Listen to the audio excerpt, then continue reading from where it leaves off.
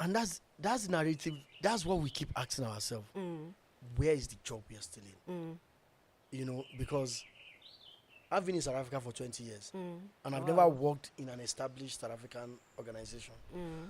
Everything I own, I built it from the scratch. Good day, viewers. Hope you are well. My name is Yanda Sondlo, and welcome to the segment of this Conversationz, which is intentional parenting.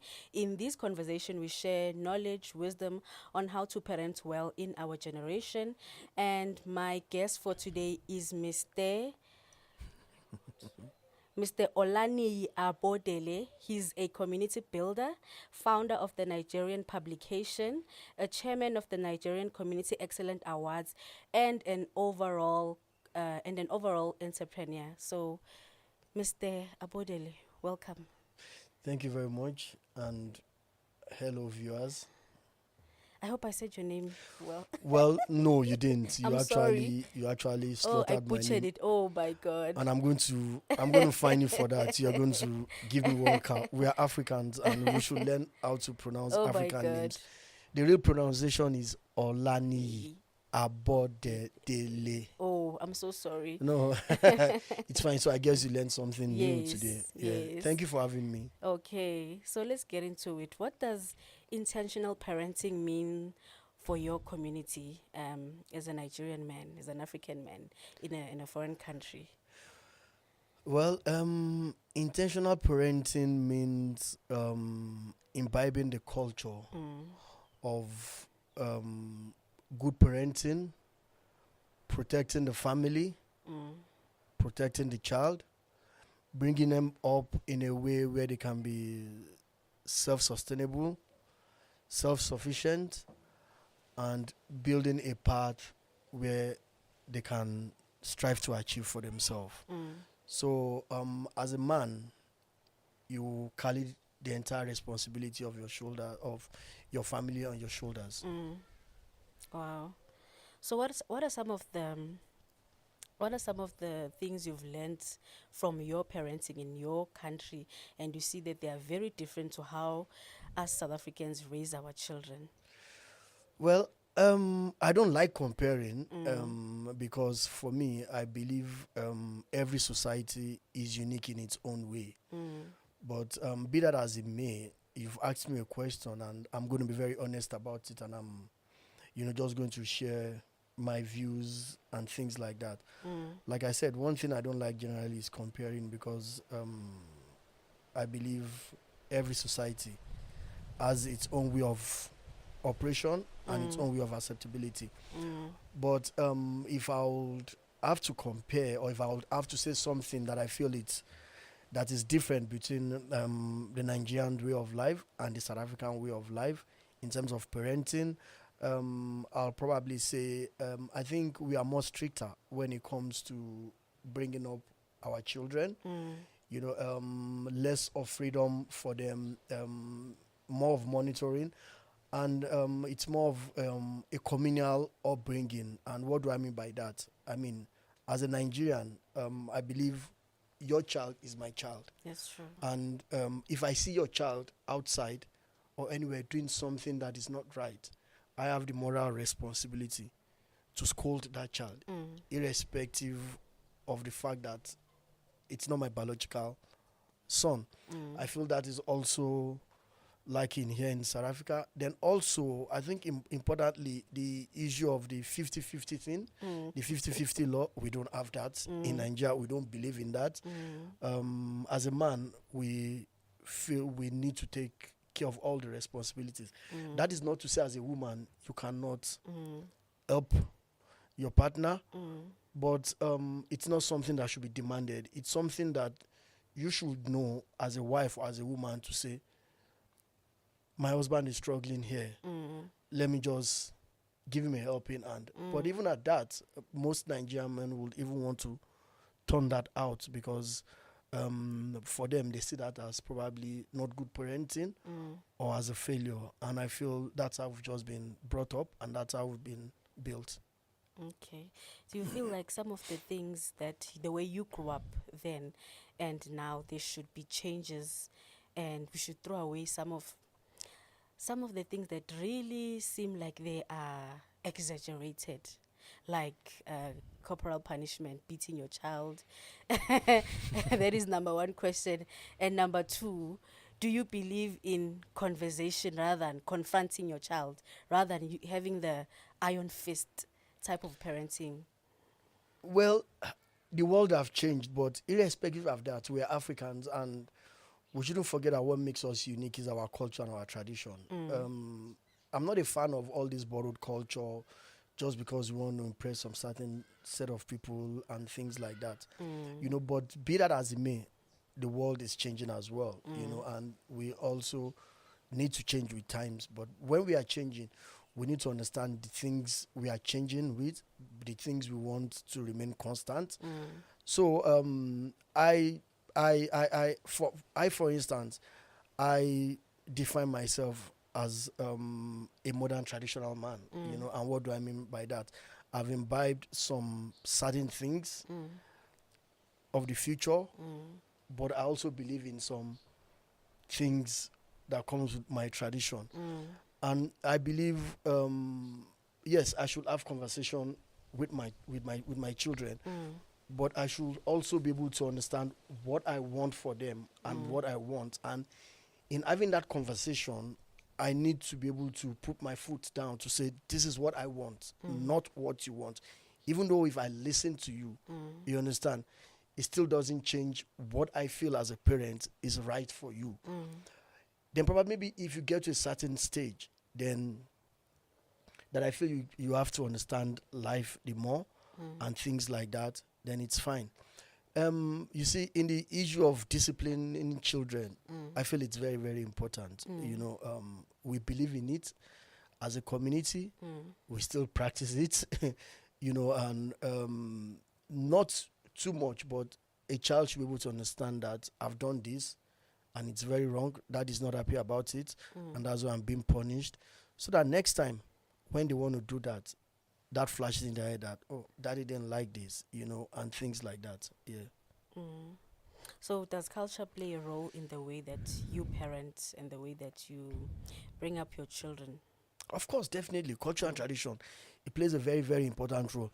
I doubt it, but I mean, probably it exists, but I doubt it there's any Nigerian home as it stands anywhere in the world that the emphasis of the Nigerian culture and tradition is not embedded in that home. That is us, and we carry it with pride.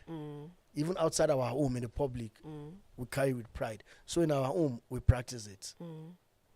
There's something that I admire from your community. I don't know how people are going to perceive it or take it, but you bring up your children in such a way where you build a community for yourself. Like in South Africa, we call it Ubuntu. How does that work in your community where you build a community for your children? If they know they have a problem, they know that they can ask Auntie so-and-so, who's also a Nigerian, they can ask, so you know what I'm saying? So how does that work in your community? What is the benefit of that as a Nigerian and bringing up children in a foreign country? Look, it's just that spirit of, I don't know how to put it, but it's something very, very special. It's something we inherited from our parents. It's something our parents inherited from their grandparents, from their own parents, and just down the line like that. Like I always tell people that care to listen, we are born travelers. It's not, we didn't just start traveling today. I mean, traveling has started from our great-grandfathers. And that way, when we travel with our culture, we travel with our tradition, we travel with our food, we travel with our attire, we travel with our music. And when we see ourselves, instantly that bond just comes that as a Nigerian, you become proud. And automatically, everything around you, I embrace it. We begin to communicate. We begin to share ideas, we begin to enlighten ourselves and things like that. So it's something we grew up with. It's not something we learned along the way. It's something we grew up with, and it's something we live by because we've seen the benefit on us. And we want to transfer that to our children, irrespective of where we find ourselves in the world, and we always get in touch with home, no matter what. Oh. Yeah. So, the question that I want to ask, do you feel or do you think that the negative media or the negativity around that is embedded in Nigerians, or whatever thoughts that people have, does it sometimes impact the way you bring up children, and the thoughts that children might have about being a Nigerian, about their identity? Because there's always something that people will say about Nigerian, whether good or negative. I'm sure that also your children have faced that. So do you think it has a negative impact in your society and in the kind of way you bring up your children? Look, that's one question we can never run away from as a Nigerian, especially in South Africa. It's a very big issue. And there wouldn't be any need for me to come here and try and mince word. You understand? In South Africa, as a Nigerian, for you to survive, you need to put in 300%. Because the mere fact that someone hears that you're a Nigerian, they already have a notion or a negative perspective about you.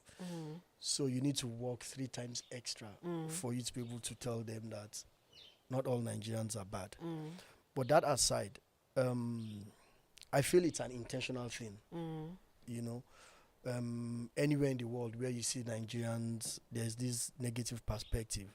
I believe it's an intentional move from the media, to just bring us down and to try and kill our spirit. And either we like it or not, good or bad. I mean, there are bad people in every country. True. In every society, there are bad people, there are good people. So why concentrate on the bad ones and rather the good one? And that's why I say it's intentional. You can write it down.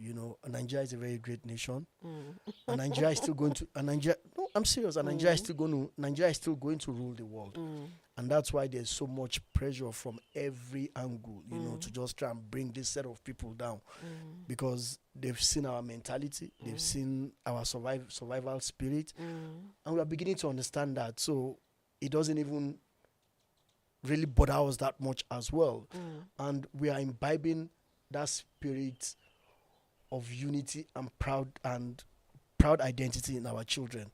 And that's why even in schools today, you will see a Nigerian child that will be confident enough to stand there and say, I'm a Nigerian, without being allowed to be pushed down. Go to all major schools in South Africa, from primary school to higher education to universities, and see what Nigerian children are doing in these schools. You'll be amazed. Most of the top achievers in South Africa schools today and in South African university, one of their parents is a Nigerian. I'm not guessing. I'm saying it as a statement of fact. And it's because we've imbibed that culture of proudness, of identifying with your identity, no matter what.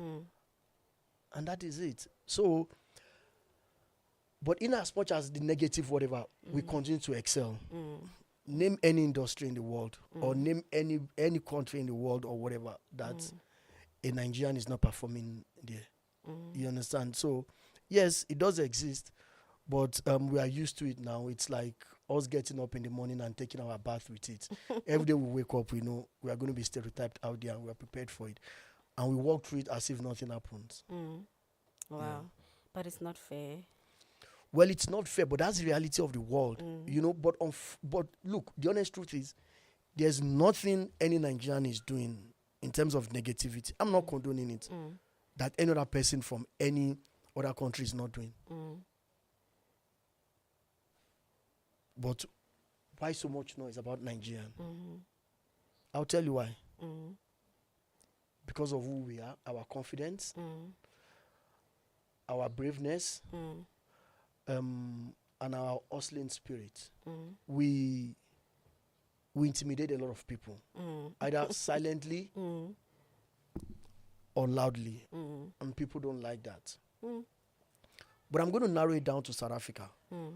And I'm going to divide our problems into about 3 or 4 categories. First and foremost, the South African women. In as much as we appreciate them, we are married to them, they are our wives, they've also played a very big role in the way we are perceived negatively. And I'm going to tell you why.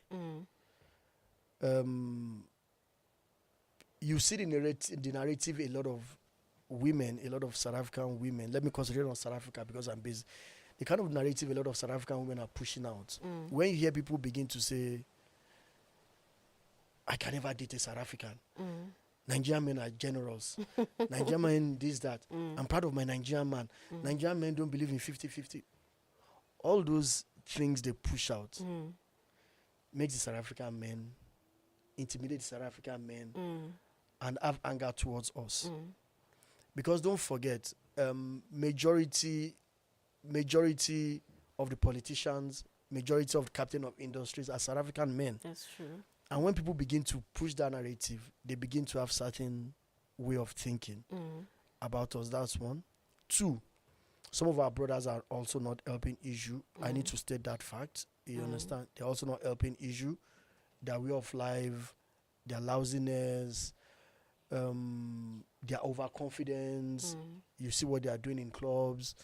You see what they are doing on the streets and whatever. It's also one of the reasons as well, that is not helping us. Because I believe when you come into someone's home, when you knock and they open for you, you need to respect the laws of that home. You need to respect people you meet in that home. You cannot come into someone's home and want to dictate how they run their home. Because before you came there, they've been running their home and they are comfortable and happy about it. So when you come into that home, just respect their own ways as a visitor and manage yourself until you go out. But you cannot come into someone's home and say, no, in my home, I don't live like this. No, this is not right. Then why are you there? Why are you not in your home? So that aspect as well, some of our people are not helping matters as well. But in as much as I've said that, I'm a thoroughbred African person. I believe in the unity of Africa. I believe there are certain positives we can learn from each other. As Nigerians and South Africans, I feel we need to have this cultural exchange. We need to take the good things from Nigeria, the good things from South Africa. We teach each other, we collaborate, we grow, we empower each other, and we make Africa a better space for everyone. It's true. Yeah. Just to step away a little bit from the parenting side of it, why do you think, number one, besides the dating part of it and the getting married to Nigerian, why do you think these countries intentionally hate one another? Because it's not only South Africans having a negative connotation towards Nigeria, but it's sometimes Nigeria having a negative connotation towards South Africa. You see it on social media and in comment section what Nigerian women think of South Africa. So do you think that we can come together, if we can put out all the things you've stated, we can come together as a country? Because we find ourselves clashing, whether it's soccer, it's women, it's marriage, parenting.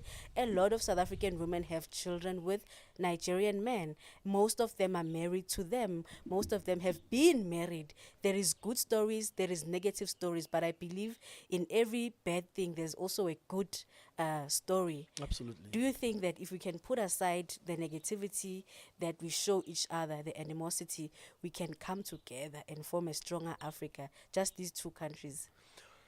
Look, definitely. And we've been saying that for a very long time. But you see, unfortunately, there are a lot of people that are not like you and me. And when I say you and me, our mindset, our vision of life, our vision of humanity. A lot of South Africans feel their problem is that as a result of foreigners being in South Africa or as Nigerians being in South Africa. A lot of them feel they're not getting employed because of Nigerians in South Africa. A lot of them feel Nigerians are using the medical, whatever, a whole lot of things, which is not true, you know. So it's just pure hatred, and it's very difficult for you to be able to change that kind of mindset. And don't forget, this is something of history. When I say history, we go back to the days of apartheid, where Nigeria played a very, very important role. In helping South Africa, we gave scholarship to a lot of people. Our fathers, our grandfathers were paying what is called as the South African tax, where the government actually deduct from their salary directly towards apartheid and everything like that. And we feel the South African society have not acknowledged that a lot. We feel deliberately they wiped that out in the history of apartheid, because when you hear South African government speaking and whatever, they do not give that credit to Nigeria. So there's the history of competition, and also Nigerians believe we are the giants of Africa. South Africans believe we are the giants of Africa. So that itself has presented a form of competition between each other. The music as well, Afrobeats and Amapiano. Oh my God. Is not even helping issue sports and everything. So there's that spirit of competitiveness between citizens of those countries, which if used positively it's actually good. That's true. But unfortunately, there are a lot of people using it negatively for their own selfish interest. You understand? And it's also a trump card for politicians, because any South African politicians that want to get into parliament now, all they need to say is foreigners must go. And trust me, they will get a whole lot of followings. And before you know, they find themselves in a parliament. But after they find themselves in a parliament, how well can they pursue that agenda as well? So the political class is also playing on that to get to power and everything. But it's something that can be done. We just need to keep enlightening each other. We need to continue to showcase the positive side of each other. Of course, definitely, there will always be negative side. If you want to stay on the negative lane, it's good, so be it. If you want to stay on the positive lane, so be it. But I feel when we begin to showcase the positive side, we begin to collaborate more and things like that. But I'm not sure, maybe you're actually correct if you say the Nigerian women do not like the South African women. I'm not so sure about that, So I don't know where you got your analysis from and everything. But just like South African men and Nigerian men as well, there's always this power sense struggle. of competitiveness and whatever, I feel Nigerians are one of the most liberal people in the world. And I think because of our level of exposure, we travel out a lot. So we've integrated with a lot of community and a lot of society and everything.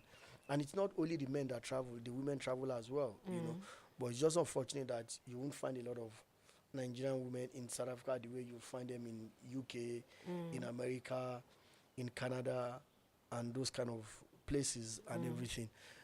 So I don't believe there's beef between the Nigerian woman and the South African woman. If you get to meet the Nigerian woman at the level at which you operate, you will get to appreciate them.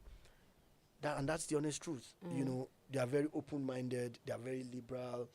They also want to cooperate and everything. And I'm sure if a Nigerian woman was to sit down, the same accusation you are throwing on a Nigerian woman, the same accusation a Nigerian woman will throw on the South African women, that, but why is it that South African women don't like us and everything? So I think as Africans, we all need to work together.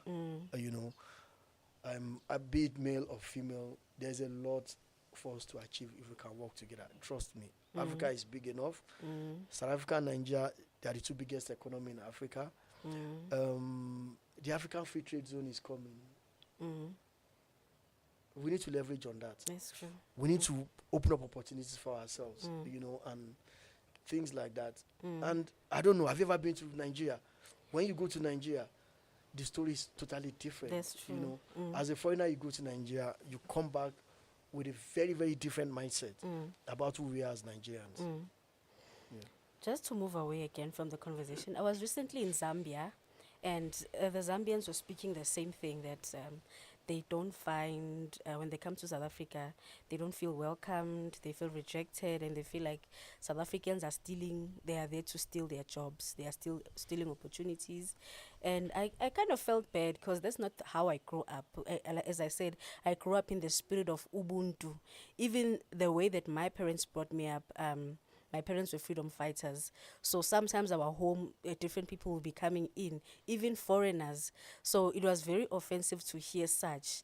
Do you think is what would be the downfall of South Africa? To be very honest, I feel yes. And why have I said yes? Life is not constant. Situation changes. And that's why they say in life there are always ups and downs. I'm sure 20 years ago, no one had the idea that Nigerians will be traveling out that much because of the situation back at home. I'm sure 20 years ago, Zimbabweans would not believe they'll be traveling out because of certain reasons. True. And I can give examples like that. But something I've also learned in life is conflict management, how to manage conflicts. And situation shifts. If we're in an argument now, me and you, at one point in time, the advantage will be on my side. If I don't manage the advantage very well, it moves to your side. If you also don't manage it very well, it moves to my side. And why have I said this? Is that either good or bad, South Africa is not going to be like this forever. There's still going to be a shift. And when that shift comes, positive or negatively, where do South Africans, who do they lean on? Where do they begin to go? Do you understand what I'm saying? When they've shown the world that we can stand alone, South Africa is an island. No country is an island. Do you understand what I'm saying? Get you. We need ourselves. When the situation changes, where to next? Because it's still going to change. And that's the honest truth. It might not be now, it might not be in 10 years' time, it might not be in 20 years' time. If you understand, it's still going to change. And that's the honest truth. And then when that happens, what now happens? Either we like it or not. When you look at the situation in Nigeria, you look at the situation in Zimbabwe, it can never get worse than it is now. Yeah, that's true. You see, in life, there's what you call the upward trend, right? When it gets to a point, when it hits a point, it begins to come down. Then when it comes down, when it hits the rock bottom, there's no other way to go. It begins to come up slowly. The Nigerian situation and the Zimbabwe situation has hit the rock bottom. It can only begin to come up. And that's life. Do you understand what I'm saying? And when it begins to come up, it grows again. Where is South Africa now?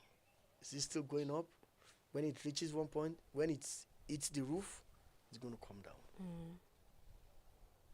At one point during apartheid, it was down. It hit rock bottom, it started coming up. But unfortunately, when it was down, the people that were around it, it had shown them that it doesn't need them anymore because it's on its way up. Wow.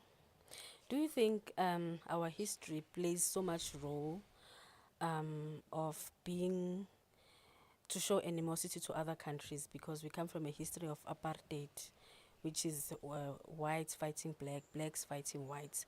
So I believe South Africans are not only against Nigerians, but all other African countries, as you're speaking of Zimbabwe, Zambia, and other countries. Do you think is it because of our history, it has been imbibed in our minds that there's certain people who came to take from black people that we cannot rise up? Do you think it's now psychological? It's in our psyche. I don't believe so, because look, in life, you need to know your story. And I feel your story should define who you are. And like I always tell people, there are three forms of education for me. One, as a child, the one you learn within the four walls of your home that your parents teaches you and whatever. The second one is when you begin to go to school, from your preschool to primary to high school.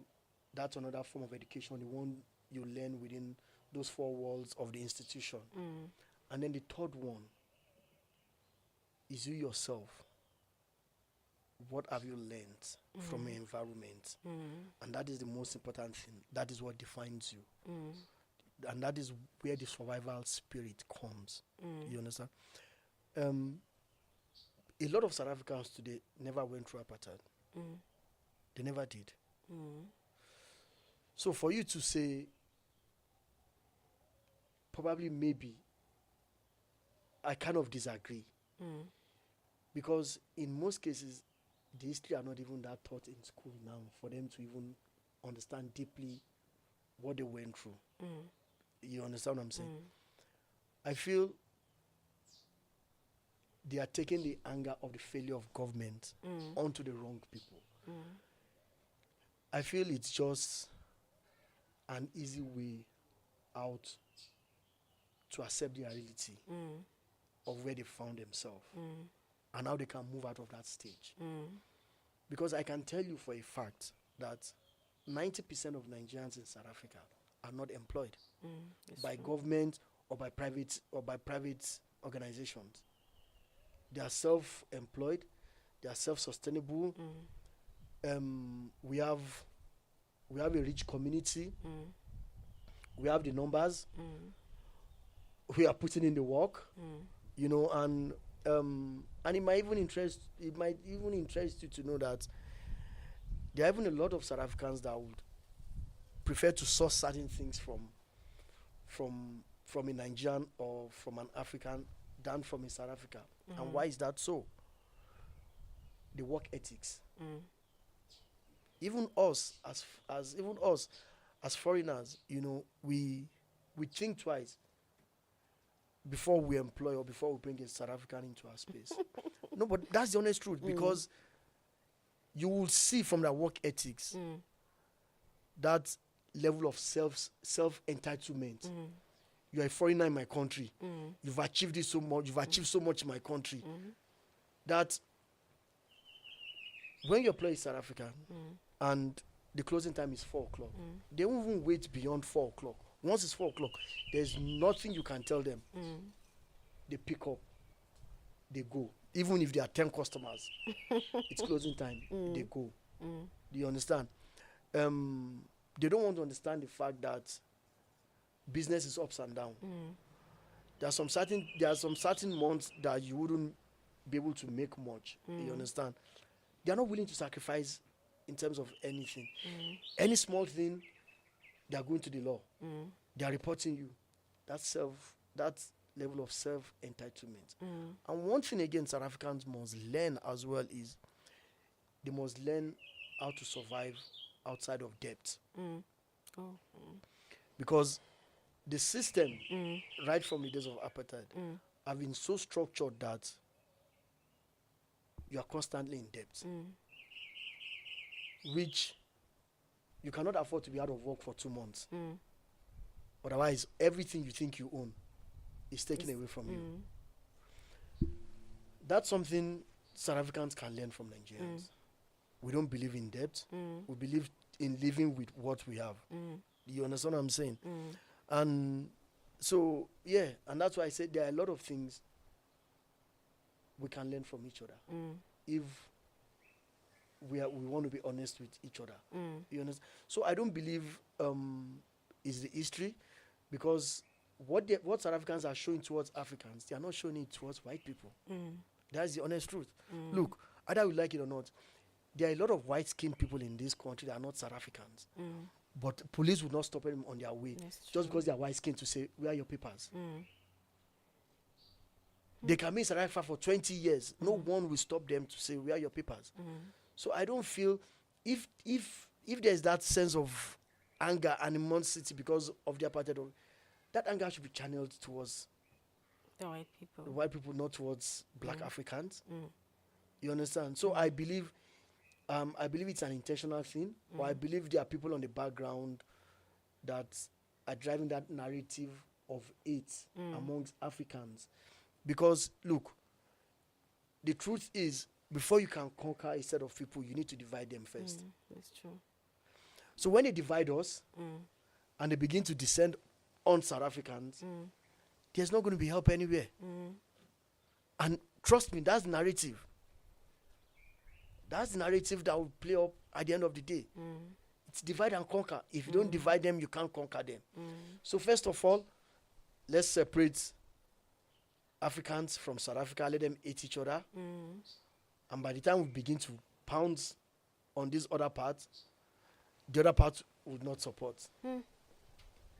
Wow. Speaking economies, I read an article in 2020 that the average home buyer in South Africa is either Nigerian, Congolese, and Ghanaian. And that made me very sad. I mean, cash, like the average home buyer in South Africa is a foreigner, especially in the suburbs. And all of us, our dream is to live in the suburbs because of the culture, the environment, and everything that is good to bring up children. Do you think that was embedded in the way that you bring up your children? Why do you think is that so, number two? No, like I said, the system that you guys grew up with in South Africa, especially, well, anyway, the developed world, I'm just going to put it like that, in developed world, because even if you go to the US, the UK and whatever, I think the statistics are almost even also the same thing. A lot of Nigerians, a lot of foreigners are owning homes that are bought cash and everything. I think where we come from,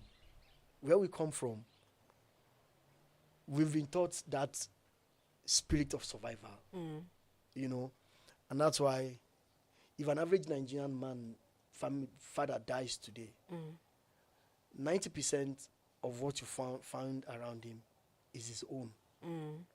He's probably not owing anything. The children are going to take over it. But you see, the world system generally is to keep us down, to keep us busy. Because they do not want you to have enough time to be able to think, to be able to create your own thing. They don't like that independence. You understand? So first, they structure it that you need to work to survive. When you work, they start throwing a lot of things from you. They give you cars.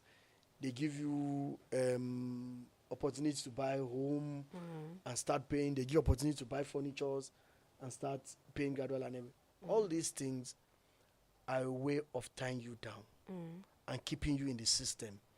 Because if you are not in the system, don't forget, they cannot control you.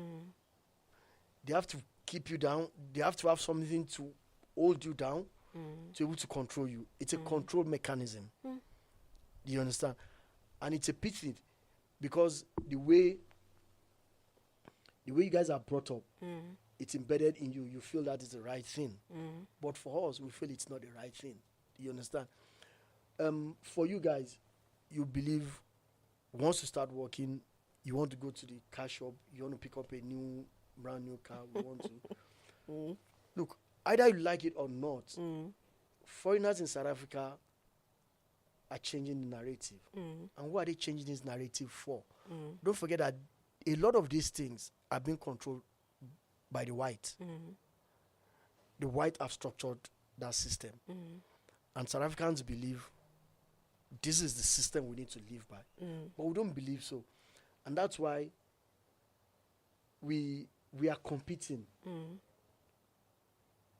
with the white, and we are breaking that structure for the whites, and which they don't like. Because now we are beginning to affect their finances. And finance is power. And that's why mortgages, a lot of us are not picking up mortgages. A lot of us as Nigerians would, if we are buying car, we would rather continue saving our money. When the money is complete, we buy it cash. Before that, we are not going to buy it. You understand? So in a lot of sectors, even in construction, building homes, selling homes and whatever, Nigerians are going into it, and they're not doing it with loans. They are doing it with their money. They build a house outrightly, they sell it, all the cash is theirs. It's because that is how we are brought up. That is what we understand. Now, it's a different thing for you to say it's a good system or it's a bad system, depending on where you come from, you know. But for me, I don't believe in debt. They've banks, everything have been throwing all sort of debits, offers to me, credit cards, blah, blah, blah. I've not taken any single one. In fact, at a point, my bank said, no, it's not possible. You just have to have a credit record.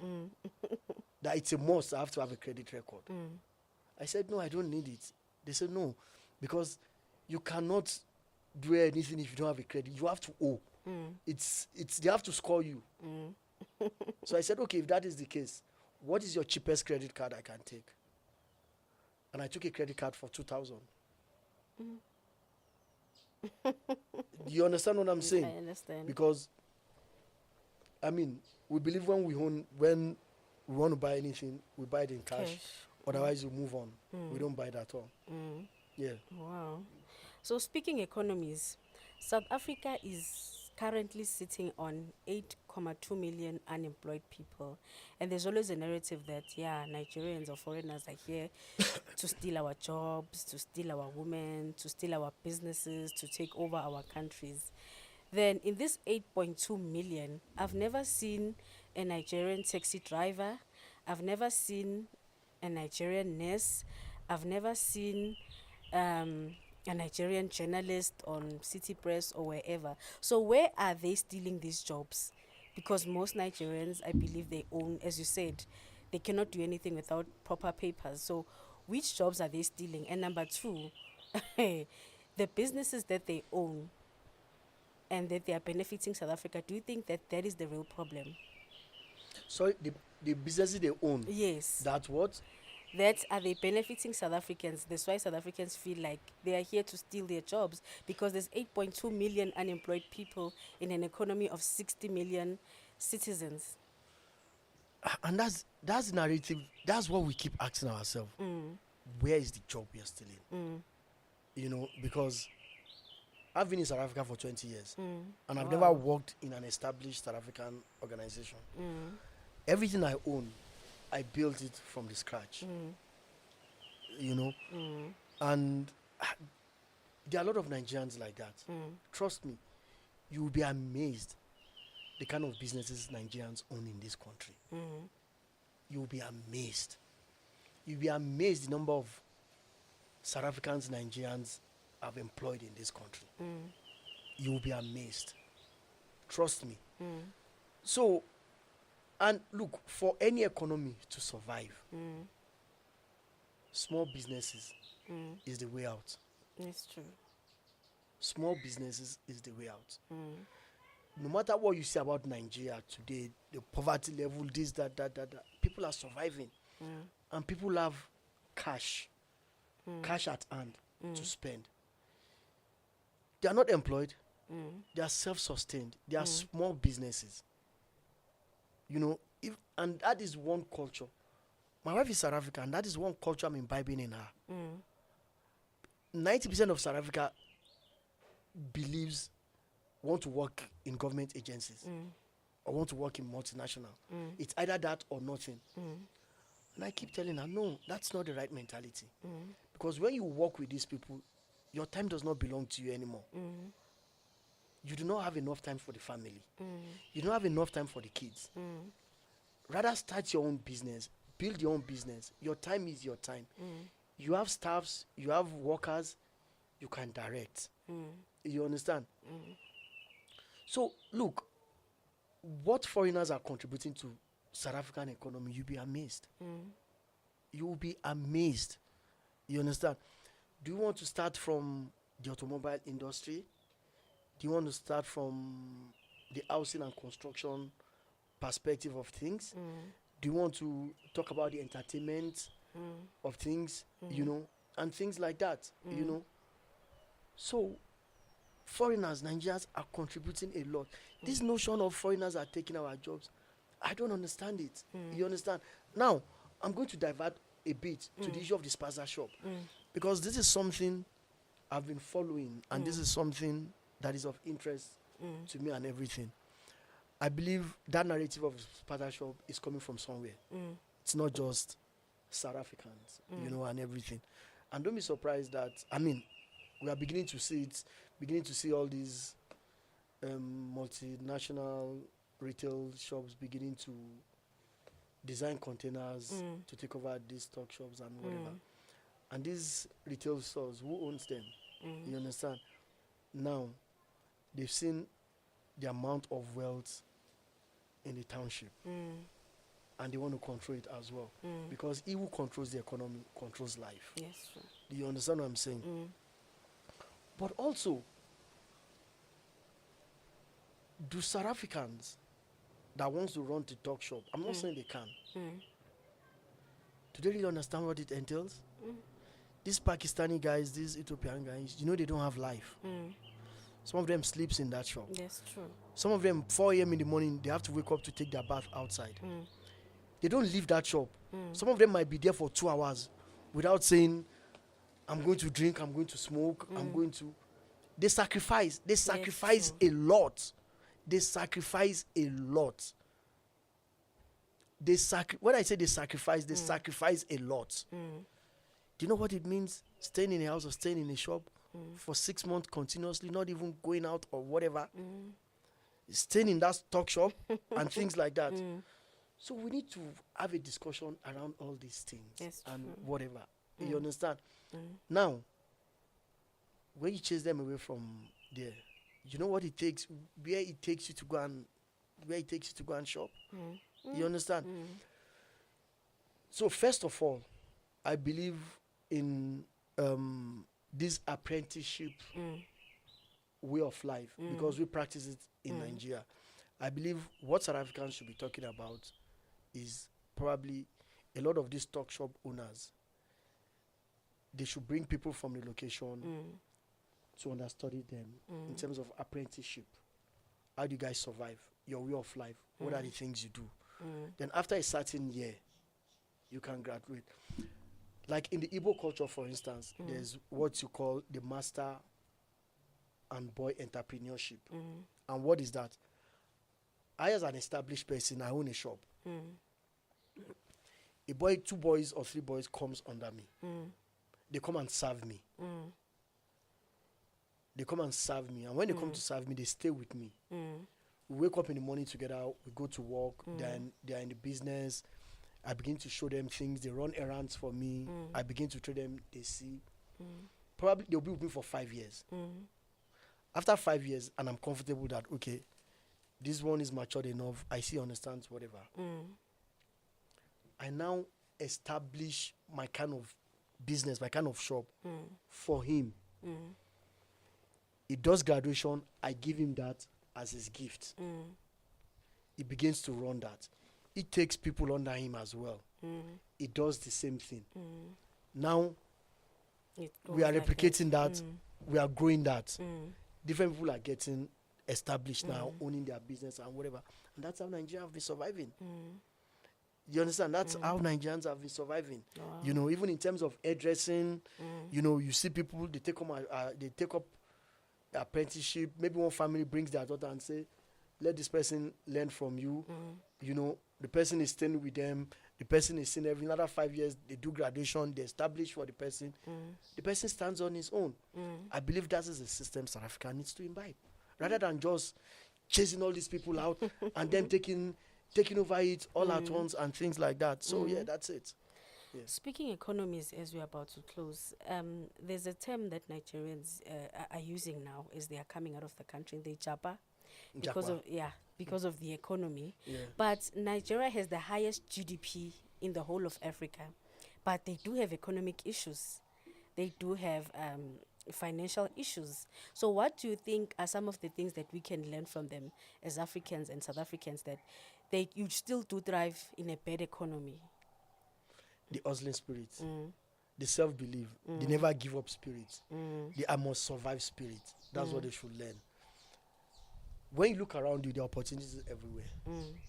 And like I always say, some people are traveling out of Nigeria for economic reason. Some people are not traveling out because they are poor or because they can't get anything to eat. Like I said, we are explorers. Just that instinct of going outside, establishing somewhere else, achieving somewhere else, learning new things to take back home. That's why a lot of people are traveling. You understand what I'm saying? So South Africans need to learn that. There's a proverb in my place that says, "It is he who have not seen the next person's home that thinks his home is the best or is the biggest." Do you understand? If you've not gone into your neighbor's house, you're only still assuming your house is the biggest. But if you go into your neighbor's house, you might be surprised that your neighbor's house is bigger than yours, and you can actually learn a lot of things from that. So South Africans need to understand that, and they need to understand that spirit. As we speak, irrespective of whatever anybody wants to say about Nigeria, millionaires are being made in Nigeria every day. Look at what Nigerians are doing with the tech industry. Look at what Nigerians are doing with entertainment. Look at what Nigerians are doing with Nollywood movie industry. Look at what Nigerians are doing with social media. Look at what Nigerians are doing with sports. Look at what Nigerians are doing with fashion. I can continue to name this industry. Every sector that we put our foot on. Look at what Nigerians are doing with crime as well. No, either you like it or not, good or bad. And that's the honest truth. But even these crimes that Nigerians are learning, where did they learn it from? Who did they see do it? But is the media talking about it? No. You understand? No, they are not. You understand? So South Africans need to imbibe that spirit of survival, that spirit of self-entrepreneurship. You understand? That spirit of, I know what I want to do and I want to go for it. And not just sit down and rely on government employment or multinational employment and things like that. There are opportunities. And trust me, despite the fact that the South African government are not giving us opportunities, Nigerians are still striving. How so? Because even as a Nigerian, you can't get sponsorship, you can't get support, you can't get anything. True. But we are still surviving. And the AIDS, despite the fact that we are surviving on our own, the AIDS level is even increasing. So why can't they rather come and say, guys, we want to learn? A few South Africans are doing that. I must let you know. Especially a lot of ladies, you know. And trust me, if you go to Nigeria and you see the population of South Africans in Nigeria, you'll be amazed. You will say, what? So there's this high number of South Africans living in Nigeria. A lot of Nigerians are getting clothes from Nigeria. They're getting things from Nigeria. They are selling it. They are selling them here. That's the spirit of entrepreneurship. That's the spirit of survival. You understand? We need to do that. Even the government needs to do that. To say, okay, let's merge together. One Nigeria, one South Africa. What can we learn from each other? You understand? And the opportunity is there. The opportunity is there. It's huge. I must tell you. So a lot of Nigerians are not traveling now because they are suffering back at home. I'm not suffering at home. But just that spirit of survival. You go out, you learn new things, you know, you get a lot of respect. When you get back home, your vision in life is wider, it's bigger, and everything. And that's why I always tell people, go to Nigeria in December. You'll be amazed.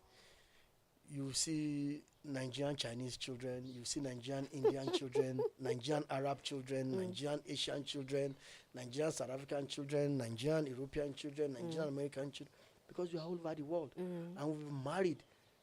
And we are married all over the world. You understand? And we take our children home. You know, there is hardly any Nigerian child that is not the wish of the father to take that child back home. Circumstances might not allow that. And I'm not saying that there are no people traveling out of Nigeria out of wanting to survive or out of wanting a better life. They are. You understand? But not everybody is traveling out because they're suffering back at home. And irrespective of whatever anybody wants to say, there are opportunities at home. Huge opportunities every day. Nigeria is still a sleeping economy, despite the fact that it is the biggest economy in Africa. But it's still sleeping. The tourism industry is not yet at its fullest potential. The infrastructure, whatever, is not at its peak. The housing is not yet at its peak.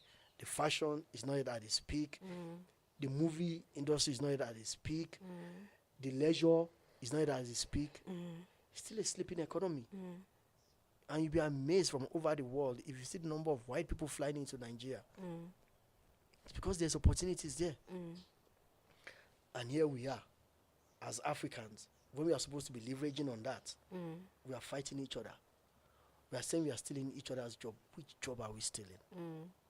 Which jobs are we stealing? You understand what I'm saying? I'm going to give you a little example. The international money transfer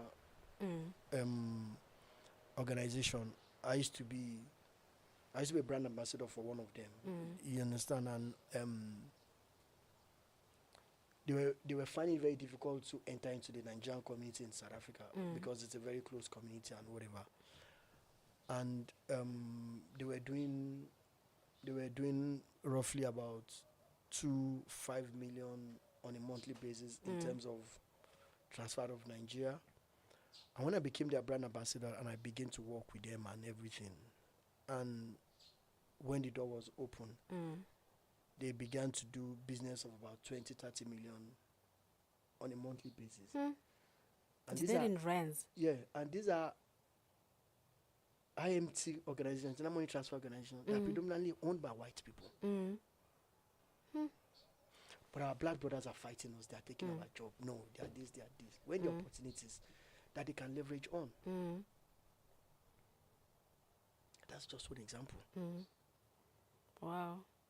Just before we close, why do you think in your community cutting off the umbilical cord is so important? Like training your children to be independent from as early as 14, 15, as they are about to finish school is so important, because that is some of the things that I admire about your community, especially the mothers. They're very intentional about their children learning a skill, working, creating their own business, and as they leave home, whether to university or for greener pastures, there's a mentality that you can't come back home. Your place has been given to someone else, and going out, you should be independent. Like I said, that's a survival spirit in us. And skills is very, very important. Skill is something that can sustain you when the chips are down. So you need to learn one skill.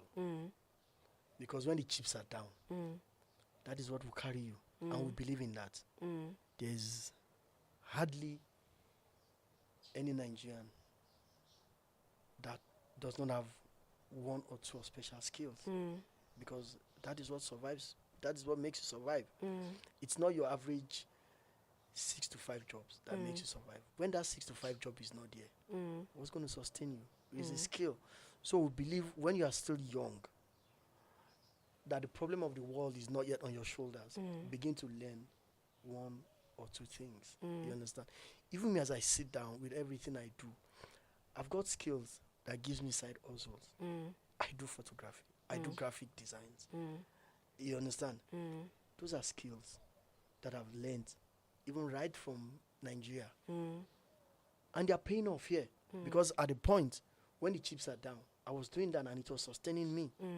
You understand? So it is very, very important. And once they train you, you go outside, you begin to fend for yourself, then give opportunities to the next person. Pull someone up or allow your parents time to concentrate on the person. And no matter where we go in the world, home is always home. We always remember home. We also send things back. We send things back home. We invest back home. We build back home. Because no matter how long you stay outside, home will still Home call is you. home. Yeah, wow. As we're about to finish, can you give advice to any South African parent, South African citizen about just having a community as a parent, having a community as a normal citizen? And that can Well, um, my fellow South Africans, my fellow Africans, we are one as Africans. The African culture and tradition is unique. And when I say it's unique, it brings up children in a very special way. It empowers the kids. It gives them that sense of responsibility and that sense of accountability. It gives them that sense of family unit. We are Africans and we cannot deny that fact. We need to understand that. We need to train our children as Africans. We need to imbibe in them the culture of self respect, the culture of dignity, the culture of survival, and the culture of independence. Because no one knows where they will find themselves tomorrow, and those skills are going to be very, very helpful. And what we can do as Africans is for us to begin to work together, for us to begin to learn from each other. I want to learn about the South African culture. I want South Africans to learn about my culture. I want to interact with South Africans. I want to see myself doing businesses together in South Africa. I want to see South Africans going to Nigeria with me to do business. And likewise, Africa is a big enough continent. And trust me, everything we need in Africa is here in Africa. And we can only utilize what we have if we work together. Remember, to conquer people, they need to be divided. They are trying to divide us in order to conquer us. And the earlier we understand that, the better for us as Africans. Bring up your children in a very respectful way. Bring up your children in a way and manner that they portray who you are to the outside world. That when the world sees them, they see you in them. And that's the best we can give to our kids. Thank you very much. I love you, South Africa. I love Nigeria and Nigeria to the world. Thank you. Thank you. Viewers, thank you so much for watching our episode. I hope that you've learned something, and I hope that you take something from this attitude and change the narrative of how we view people who are not South African. I'd like to thank Sense Studios for thank Studios for sponsoring this podcast, and also thank them for sponsoring our water. I hope to see you in the next one.